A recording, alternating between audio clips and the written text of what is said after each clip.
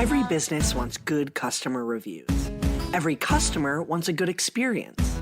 So what happens when both sides click? Or in some cases, when they don't? From Yelp and Entrepreneur Media, this is Behind the Review.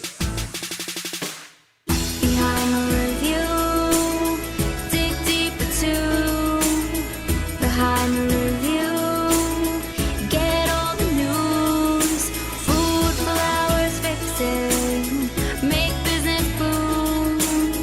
Behind the review, dig deep into. I'm Emily Washkovic, Yelp's small business expert. Every week, I'll pick one review on Yelp and talk to the entrepreneur and the reviewer about the story and business lessons behind it. Now let's see what's behind this week's review. It was so neat. I was transported to this magical place where everything was curated, but you could touch it and have your jewelry and rings and earrings and stuff on little trays. And it was very accessible, which I found to be so different from other jewelry stores where you walk in and everything's behind a glass case and people look at you as if you're going to steal something and just walk off with it. The tone and even the music and the smell of the inside of the store was this whole experience. That's Shelby. She's actually a dear friend of mine. We met a few years ago when she was working as the marketing specialist for a family business in Chicago that owns 2 different restaurant concepts. We got lunch to talk about Yelp's free tools and digital marketing and became instant friends. Fast forward to present day, I asked Shelby if she would share her story and experience with a jewelry store in Chicago, Adornment Theory. We had planned to feature a jewelry store on the show, and I figured timing couldn't be better with Valentine's Day coming up to release this episode. I remembered that Shelby had a jewelry store she loved, so I asked if she'd be interested in sharing her story. I wrote this in February of 2019. It reads, "Long story short, stellar, gorgeous, and so much fun. I meandered in here while taking a staycation in Logan Square, and I'm so glad I did. I just finished a huge project and wanted a piece to commemorate the occasion. I didn't know if I'd find anything, but wow, was Adornment Theory a treat. I was greeted and hosted by Sarah, who told me stories about the pieces in the shop and answered questions I had about metals and gemstones. She genuinely shared my excitement for hitting such a huge milestone and was super accommodating and warm while I made a once around the store and then another. What ended up speaking to me was a gorgeous, sparkling opal ring. So simple, but so me. I can't stop looking at it, and it feels so amazing to have a project so close to my heart commemorated on my finger. What a wonderful hidden gem in the heart of Logan Square. I hope they get all the great things coming to them.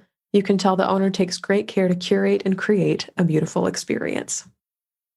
A connection with the employee who shared her excitement for hitting a milestone, and the owner's care in curating a beautiful experience.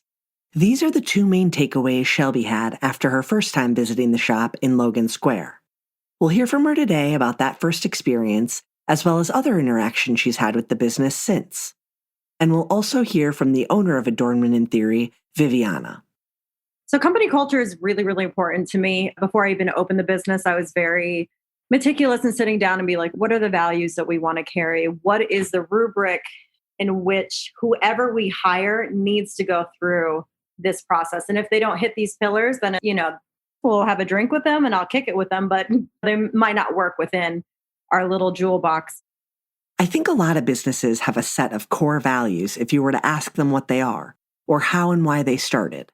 But Viviana has it clearly stated on the walls of their back room where the custom designing happens. She wheeled me over to the wall while we were on our Zoom interview and read me through each value.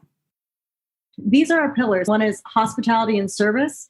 We greet each guest as if they were our best friend. Ownership mentality. This one's really, really important for me. As an individual, we carry a sense of personal responsibility for the greater vision of the brand and studio. Creative excellence. Confident beauty. We celebrate unique, diverse, independent, confident women. And then the last one is team mentality. So this is the tone and tenor of what we carry here. Ownership mentality really stuck out to me. Viviana emphasized that it's important for her, but it resonated with me because when Shelby was sharing her story in the interview, I honestly didn't know at that point if Sarah, the sales associate who helped her, was the owner or not. The way Shelby described the level of service she got really showed me that whoever helped her cared about the reputation of the business and the experience that Shelby had. They were personally invested in the interaction. I've been working in the retail and restaurant industry since I was 15, and I've learned from so many of my bosses and even friends in the retail business that the difference between a sale and a relationship is a connection. Like, really, frankly, giving a crap about the people who are coming in the door and why and what they're on a mission to look for. And it feels a lot more exploratory and almost like storytelling, as opposed to you're another number that's walking through the door, you're a transaction, you're paying the bills, you're keeping the lights on, kind of this very logistical or impersonal kind of reception. And so when I came in and I met this person, she was the only sales clerk in at the time. And to have her be so excited about a milestone that I had just hit in my own life, for us to kind of do a little dance about it together. I was getting the stories about people who'd handcrafted the piece. The ring I chose had some cool inclusions in the stone. And so I got a whole story about why the artist keeps those in instead of discarding those stones. I mean, it was just, I love having a story to attach to place. And now obviously it's made me very attached to the brand. I've been in at least 3 or 4 other times to buy milestone jewelry and gifts for friends on different occasions. Shelby didn't just imagine that connection between herself and the sales associate. It's something Viviana impresses upon her staff. I have a big thing with my staff that whoever walks in, no matter what walk of life, I want everyone who walks through our door to feel loved and to feel seen and to feel comfortable. Like what Maya Angelou said is very important to me. People don't remember what you said, but they always remember how you made them feel. So that's a big thing with our store. Our music's really eclectic. It's everything from David Bowie to Bad Bunny to Julie London. We have a wide range of music. And then, we always have candles on or something warm and like floral and a little musky, but clean, nothing overwhelming. It's very clean, but it's very warm. And I want people to feel welcomed. You may remember a previous guest, Alex Bradbury, owner of Sparkle Bar, sharing that Maya Angelou quote. I couldn't help but share that it came up in this interview as well, because a commitment and conscious effort to accept and serve everyone who comes to your business isn't a commitment you just say verbally in the wake of a movement. It's something you have to live every day if you want it to be felt by your customers. So to walk into a jewelry store that appeals to all of that, as opposed to, are you getting engaged or married, it widens the spectrum of possibilities, but also, I don't know if Adornment Theory did this on purpose. They probably did. But it also widens the spectrum of people who feel comfortable walking in the door. And that very much includes me, a queer woman looking for a memorial piece to celebrate her first book, who's not giving this piece of jewelry to anybody else. It is for me. And there was nothing odd or unusual about that. And that's not to say that other jewelry stores would not have provided that experience, but the enthusiasm with which they did it at Adornment Theory was so freaking cool. Feeling comfortable and welcome in a store isn't always a given. The way Shelby felt all goes back to the pillars that Adornment and Theory live by. Let's take a quick break. Shelby wrote in her review that she could tell the owner takes care to beautifully curate an experience. I don't know if the owner of Adornment and Theory has some experience curating art museums or shows or any kind of exhibition, but it felt very much as if I was not browsing through a commercial jewelry store where it's like, here you have all your quartz and your amethyst, and it's grouped by gemstone and not really anything else. It was like, here's the artist that thoughtfully designed this. Here's the artist that's local that created this. Here's the Black artist that created this. I felt like I was browsing through a gallery, but I could touch all of it and there were no security bells that would go off if I did. And that was just so much fun. I always joke, but if I wasn't a jewelry designer, I'd be an interior designer. I think the way that you feel in a space, the way you walk into a space, everything gives you visual cues. And I think it's really important. So for me, I wanted a space that was very warm and inviting and unpretentious, but everything to be really luscious and gorgeous. So our floors are cement, black and white tile, Moroccan inspired. And then there's also, if you come in, you'll feel the vibe of the gallery as well. There's white walls. Each artist has their name displayed in their own section. So each piece is actually framed up. But one of my main things is accessibility. I never want to inhibit people from being comfortable. I always say, come in and just play dress up. Like, just try it on. When else will you get to do this? So have fun and enjoy that. Viviana created and continues to curate the space with a lot of thought and attention to detail. You might have caught on that Adornment Theory doesn't just sell Viviana's collection of pieces, though. When I first started, almost everyone we carried, I've personally known from being in the industry, from doing shows, so on and so forth. So I have a personal relationship with the artists. I kept curating it, and to a point now, all of our designers or artists are women. And from the conception, well before this BLM trend, have always been trying to look for POC artists and designers. And it's really difficult. You know, I am a minority of minorities within our industry. I am a Latinx jewelry designer. I'm a woman. The majority are white women. Very high end are usually men. Most jewelry stores are owned by family. They're legacy stores, so they're typically handed down. It's very expensive to start within the jewelry industry. So there's a lot of barriers there. So anytime I found anyone remotely Latino or Black, I'm like, I got you. I have to represent your work. I would always get really excited. But the thing is with BLM, which I think is a wonderful movement, fully back it. We are absolutely in solidarity with BLM, is that all of these designers are now coming out of the woodwork and their work is being pushed forward. And the thing is, we've all kind of been there. We're still a minority, don't get me wrong, but none of us on our website, you know, before this, we didn't put Black jewelry artist or Latin jewelry designer. But now with social media and everybody really amplifying voices, now we're finding each other, which is really exciting. So brought on many more POC artists. And that's kind of my heartbeat, to continue to bring on as many Black and brown, Indigenous, queer artists, like people with different identities and backgrounds. I think it makes for beautiful work. It's interesting. I have no interest in having a jewelry store where everything aesthetically looks the same. And for some people that works, you know, but that's just not the world I want to create. Viviana has been working to amplify and highlight minority artists long before there was a wave of activity and support for the Black Lives Matter movement in 2020. But I thought that it was interesting when she mentioned how her ability to connect with artists and even become aware of their work was easier in the wake of the movement. She also noticed her consumers having more intention with their spending and support of local businesses. It's also helped our business for people now being really cognizant of how they're spending their dollars. Where is that looking like? Where are these invisible spaces within small businesses that they might want to support? And that's really, it's helped support us. And we represent a lot of Black artists. So that's been good as well. Conscious spending is definitely a trend we saw pick up in 2020. On Yelp, searches for Black-owned businesses are up 6,500% year over year. Viviana has been able to leverage the movement to get attention and visibility for her Black creators, as well as people of color and the Indigenous communities. Before we take a quick break, I'm going to let Shelby share a short story about a not-so-positive experience she had with a piece of jewelry she got from Adornment Theory and how it was so quickly turned around.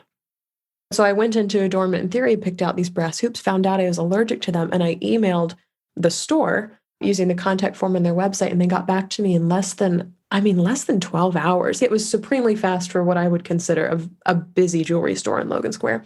And they said, yes, of course, come on in. We'll take them back. You can exchange them for another piece, whatever you like. And I ended up exchanging them for a different pair of hoops that had sterling silver that went through the post. And so I was no longer allergic to them. And what made that really phenomenal is that they didn't ask questions. Like, there was no suspicion surrounding the thing of, do you have your receipt? Can you prove it? Can you show us your ears? I don't know. There was no suspicion about the process. It was like, oh my God, that's such a bummer when that happens. Of course, bring them in and we'll send you out with something else that you love. It was a very seamless process. And now these other earrings that I got are just one of my favorite pairs of earrings, and I wear them at least 4 times a week. And just the ease of that experience was so cool to me. And so I continue to have this relationship with them. I trust them to supply a really cool and beautiful jewelry for all of my milestone occasions. To close out this episode, let's talk about reviews, engagement, and customer communication. Most of my reviews are for local places. So mom and pops, women owned, solopreneur, because I feel like most of the big corporations have had people speaking for them already, whether positive or negative. I don't need to contribute to that conversation. I feel like there's enough dialogue already happening there. But the places I love reviewing are local, both positive reviews and negative reviews. So when I am absolutely blown out of the water, when I'm definitely coming again, when I know that this is going to be a staple for me, I need them to know. It's also kind of fun being recognized for your review. Especially for Adornment Theory, I posted a photo of the ring I bought, and so now when I come back in, they're like, "Oh, you're the author that bought the opal ring." I'm like, "Yeah, that's me." And so it continues the bond of the relationship. I also wanted to have Shelby share a bit about when she leaves negative reviews. For negative reviews, the type of feedback I offer or try to offer is, here's what my expectations were and how they didn't get met. Because if anything, being in restaurant and retail for the years that I have, it's when people write reviews, they're not telling you what's wrong with you.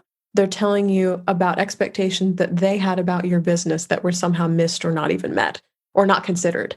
And if you listen to them, you can tailor your business experience so that people know what to expect when they walk through the door and they get that experience and more, as opposed to not getting what they want or maybe even less, which is hard and sad. Viviana hasn't had to deal with negative reviews on Yelp, but she has had disgruntled clients before. So what's crazy to me is I've now been open 3 years. And in 3 years, I can very easily say I've had 3 disgruntled clients. Now, for other business owners, when I talk to them, they're like, Viv, that's fine. You're doing great. But because my heart outside of my body, I take it very personally, and my desire to reconcile, rectify that. And something that only comes with time and thicker skin and maturity and experience is allowing myself to separate from that. Now, those people didn't leave negative reviews. And if you hear this, please still don't. But even still, I'm okay with that. It's learning to separate my identity from what I do.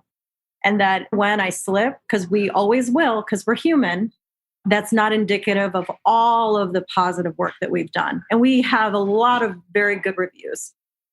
She makes such a great point. Feedback, criticism, and negative reviews can hurt, especially when it's your business. But with time comes thicker skin, maturity, and a separation of all of your incredible work as a business owner and one consumer's missed expectations in a negative review.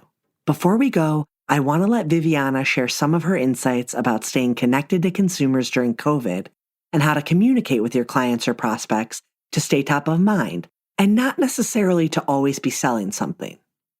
Marketing, I feel like that's something that I'm preternatural at.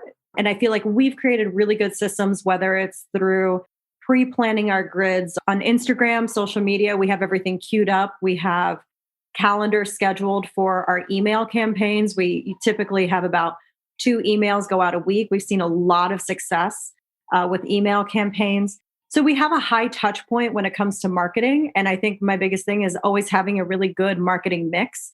Everybody doesn't want to hear about products all the time. That's just boring as hell. So for the pandemic, we created a jewelry coloring book. We hosted a Rihanna dance party.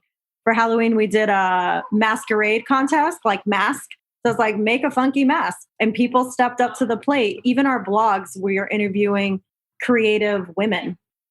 So everything doesn't have to necessarily be jewelry. Or one of our blogs is the poetry of Pablo Neruda. He did a whole book just on gemstones. So offering a marketing mix that's not just product-based, I think is really important. And that concludes our episode. I hope you enjoyed it and were able to take a thing or two away to implement in your own life. Whether it's a new idea that you can bring back to your business or a fresh perspective on how to be a positive influence as a consumer, we share these stories to inspire and create more meaningful connections in your local community. Behind the review, dig deeper too.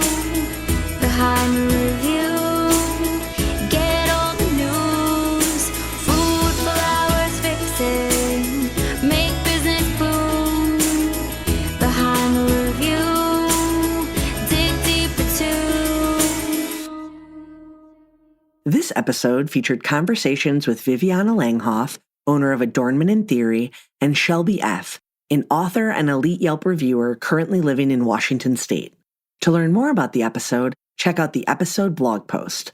Don't forget to subscribe so you get an alert each Thursday when a new episode comes out. To claim your own Yelp business page and start engaging with consumers, visit business.yelp.com. Our theme song is performed by Allie Schwartz and produced by Robbie G. of Messerel Sound. The show was produced and edited by Entrepreneur Media.